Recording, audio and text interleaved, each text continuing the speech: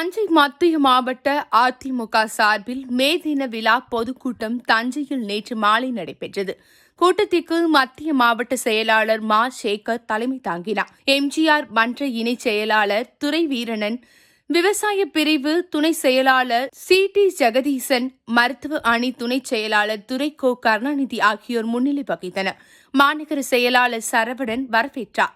கூட்டத்தில் எம்ஜிஆர் இளைஞர் அணி செயலாளரும் முன்னாள் அமைச்சருமான சிவபதி கலந்து கொண்டு பேசினார். அவர் பேசும்போது, தமிழகத்தில் தற்பொழுது நடக்கும் ஆட்சியில் எந்த திட்டமும் கொண்டு வரப்படவில்லை.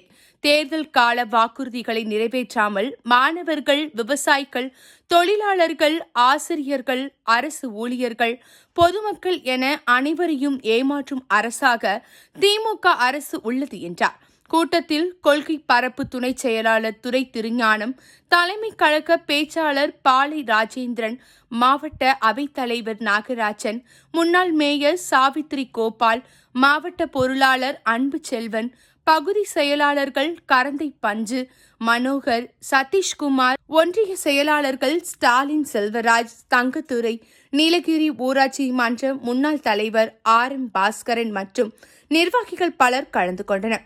முடிவில் கோட்டை பகுதி செயலாளர் புண்ணியமூர்த்தி நன்றி கூறினார்.